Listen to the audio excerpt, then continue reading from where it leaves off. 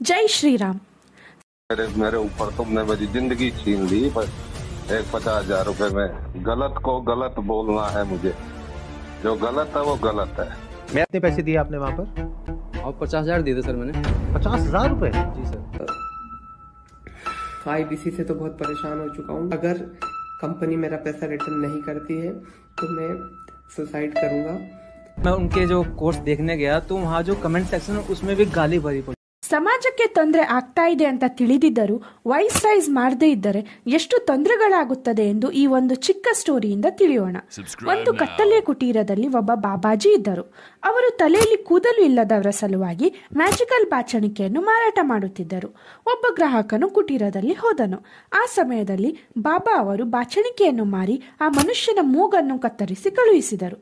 ಆ ಮನುಷ್ಯನು ಕುಟೀರದಿಂದ ಮೂಗು ಮುಚ್ಚಿಕೊಂಡು ಹೊರಬಂದು, ಆಹಾ, ಕುಟೀರದಲ್ಲಿ ಎಂತ ಒಳ್ಳೆಯ ಸುವಾಸನೆ ಬರುತ್ತಿದೆ ಎಂದು ಹೇಳುತ್ತಾನೆ.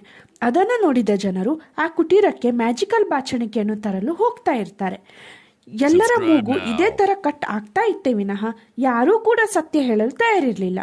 ಎಲ್ಲರೂ ಏನ್ ಯೋಚನೆ ಮಾಡ್ತಾ ಇರ್ತಾರೆ ಅಂದ್ರೆ, ನಮ್ಮದಂತೂ ಮೂಗು ಕಟ್ಟಾಯಿತು, ಹಾಗೆ ಎಲ್ಲರ ಮೂಗನ್ನು ಕಟ್ ಮಾಡಿಸೋಣ. ಈ ತರ ಸ್ಕ್ಯಾಮ್ ಎಷ್ಟರವರೆಗೆ ನಡೀತಾ ಇತ್ತು ಅಂದರೆ, ಅಲ್ಲೊಬ್ಬನಿಗೆ ತನ್ನ ಮೂಗನ್ನು ಕಟ್ ಮಾಡಿಸಿಕೊಳ್ಳೋ ದುಃಖನೂ ಇರಲಿಲ್ಲ, ಇನ್ನೊಬ್ಬರ ಮೂಗು ಕಟ್ ಆಗ್ಲಿ ಅನ್ನೋ ಆಸೆನೂ ಇರಲಿಲ್ಲ. ಅಂಡ್ ಫೈನಲಿ ಈ ಸ್ಕ್ಯಾಮ್ ಎಕ್ಸ್ಪೋಸ್ ಆಯಿತು.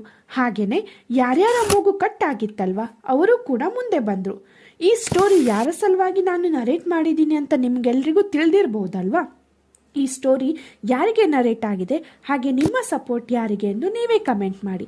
ನಮ್ಮ ಈ ಸ್ಟೋರಿಯ ವಿಡಿಯೋ ನಿಮಗೆ ಇಷ್ಟ ಆದಲ್ಲಿ ನಮ್ಮ ಈ ವಿಡಿಯೋನ ಲೈಕ್ ಮಾಡಿ, ಶೇರ್ ಮಾಡಿ, ಹಾಗೂ ನಮ್ಮ ಈ ಯೂಟ್ಯೂಬ್ ಚಾನಲ್ನ ಸಬ್ಸ್ಕ್ರೈಬ್ ಮಾಡಿ. ಧನ್ಯವಾದಗಳು.